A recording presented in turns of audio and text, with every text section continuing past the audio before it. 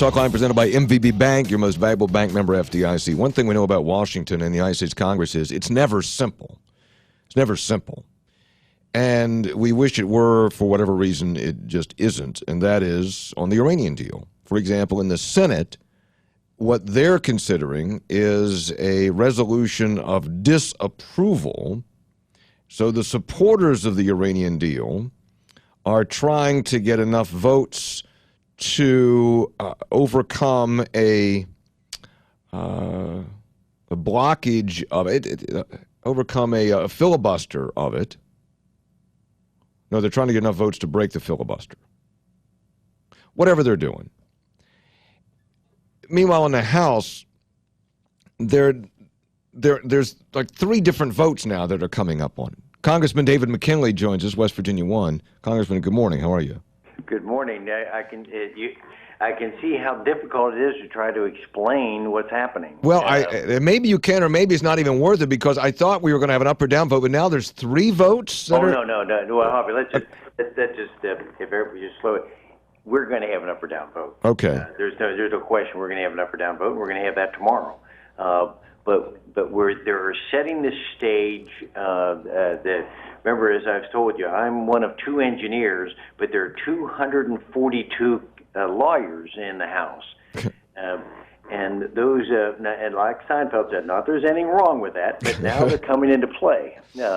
And in this case, they're trying to demonstrate by this series of 3 votes, they're setting the stage for legal action into the future. Do you support that? Do you support that maneuver? That's the only maneuver we have. We don't have 60 votes in the Senate. So we're going to have to rely on the courts to find out whether or not some of these actions are constitutional. And the first vote is going to be I think is going to be very telling, because the first vote that we take today, it'll be this afternoon, simply says that what the president is asking us to do is not in compliance with the law. The law says that several weeks ago, the president was supposed to provide us with the agreement. Yeah, you remember that. And the clock was to start then. We had 60 days from that time to have our town hall meetings, whatever discussion, and then we would be ready to vote.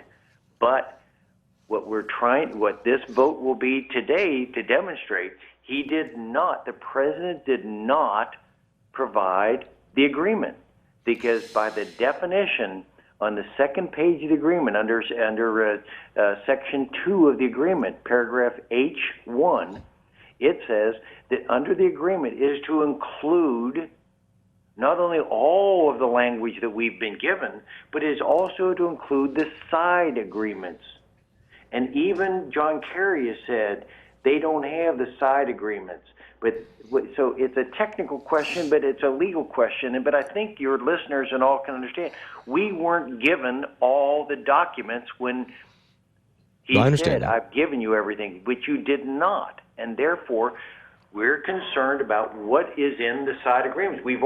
Some portions have been leaked, but we don't have the final draft. And for example, one of them says that the Iranians are going to do their own inspection. Now think about how absurd that is, that they're going to inspect their nuclear facilities and tell the International Energy Agency that everything's okay.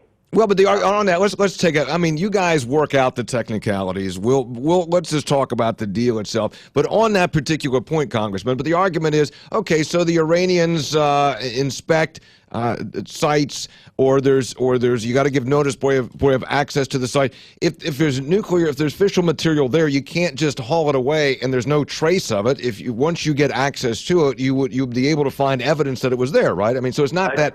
Isn't that correct? 24 days later, you may have access to it, but at 24 days, a lot of things can happen. But again, we're having nuclear experts talk about that. Just don't. I want to get back to this thing. So this first vote today is just simply to say that you didn't, Mr. President, you did not provide us all of the agreement. You withheld documents from us, because they're supposed to have all appendices, codicils, side agreements, implementing material, documents, guidance, technical or otherwise, all is he was supposed to, and he didn't do it. Supposed to, according to who? Did the president promise that, or is that just something Congress said you need to do? No, that's in the agreement. That's what we said. He said, I will provide you whatever's in the agreement that we've made with Iran. Well, he didn't do it. So this thing with Congress, what we're saying is we're holding out. We're going to say the 60-day clock hasn't started yet. So we need to find out, because if we know of one thing that may be in a side agreement, what else could be in those side agreements? We just don't know. So we don't have the agreement yet to be voting on. So that's the first vote today. We're going to say it's a sense of Congress that you have not, the House, you have not provided us all of the information necessary for us to make a decision, because you have withheld documents from us. That's going to be voted on today, and hopefully, likely, it will be approved. But it is a legal it's to set the stage for potential legal action in the future. So that's the first. But let me stop again on that. But there are leaders. Your own leader, John Boehner, I believe, has said that these attempts that you're talking about, that they are changing the term, that you guys are changing the terms of the debate. I mean, even the Republican-owned leadership doesn't support these 3 votes today, does it? Oh no, the Republican leadership does. They're the ones that proposed it. We were proposing a special caucus just yesterday to go back over it again. To make sure we had all our ducks in a row for this, and they laid out how the plan. These are coming from the Speaker. If you could have attended the meeting, you would have heard one member after another congratulating the Speaker for this novel approach at solving this. So today is going to be a vote that did you provide us all the information or not? And I think it's let the public fall. Did we get all these agreements? No, we didn't. Tomorrow we're going to be a vote up or down on the Iran deal. Now it's a matter. I'm hoping the Senate will rethink theirs, because we're told from these 242 attorneys there's a reason, and let the attorneys that are listening, they may understand why there's a reason that you vote for approval rather than a vote for disapproval.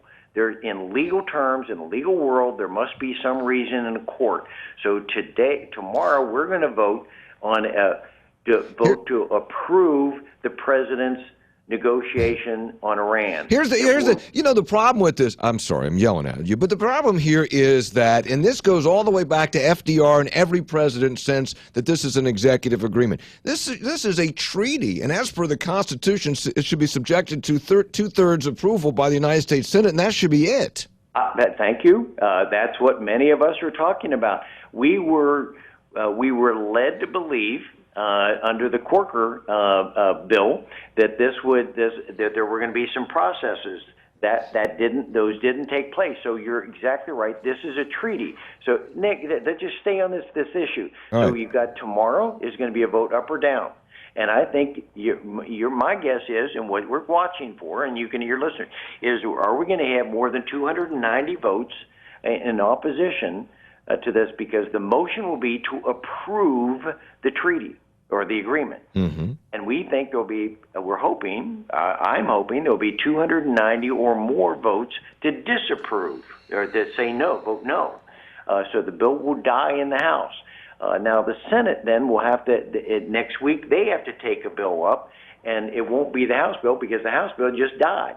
So they'll have to originate a bill there that will do the same thing. If they, I would be suggesting that they seriously consider the language of vote of approval. Let me stop you there. Because and I'm sorry, because I started down that path, and there is a lot of strategery here and all that. But let me go to the deal. You're an engineer. You're a trained engineer. I assume you've done due diligence. What's wrong with the deal?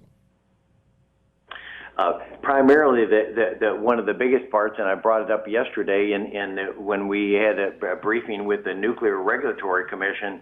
France and Russia were both saying that we could stop all this uranium enrichment program in Iran, because France and Russia were both willing to provide Iran with all the reactor fuel rods that they would ever need, and they would recycle and take the spent fuel rods and recycle them.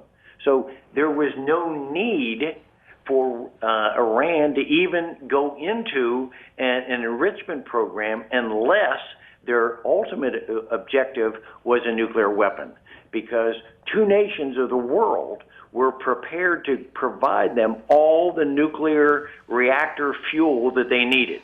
So there in and of itself is one of the most hardcore issues in this agreement. Secondly, with it, that under this agreement, and they rejected that, the second is that they are going to have, in 5 years, they're going to be able to develop ballistic weapons, and in 10 years, they're going to be able to have a nuclear weapon. Listen, Hoppy, I just, there's another vote I want to get to here on this third vote that we're going to be voting on, but this, they're saying, no one can say that this Iran deal prevents Iran from getting a nuclear weapon. No, all they do is postpone it. It's 10 years from now. They will be able to do that under this agreement. Is there value in postponing, though? Postponing the agreement? Is there value in postponing what you say is inevitable, that is their acquisition of a nuclear weapon? No, but Hoppy, go back to what I just said a minute ago. All right. Other nations were going to provide them all. If they wanted nuclear fuel and this enrichment program with their centrifuges to make electricity, the other nations of the world would provide them what they needed. That's not what they want. They want a nuclear weapon. So all we've done by this agreement is we've allowed them to develop a nuclear weapon, but it's just simply 10 years from now when Barack Obama is not the president. Congressman David McKinley, and I've run long, but give me the third vote that you want to talk, that you want to mention. The third vote is planned. It's planned tomorrow, and if not tomorrow, it'll be the first of next week, which will be that no sanctions can be lifted by this president without congressional approval. Now, the reason for that is pretty blatant in many respects, because there's $150 billion is going to flow quickly back to Iran to foster terrorism. But importantly is that there have already been, according to one of the proposals given to us yesterday, $43.5 billion judgments in American courts against Iran to American companies that have been harmed by the actions of Iran. So what we want to make sure is that we at very least take the $43.5 billion and pay off the settlements that are the decisions that have been made in American courts. I understand. Why would we give that back to Iran and then make a company like General Electric or whomever to go try to collect that money from Iran when we have it currently in our pocket? We're saying that third vote is going to be, you can't get that money back until Congress has approved the release of it. We have to leave it there. Congressman, thanks for coming on. We went a little long, but I think you're being called to vote, but I appreciate you coming on. Thank you very much. Thank you. Bye-bye.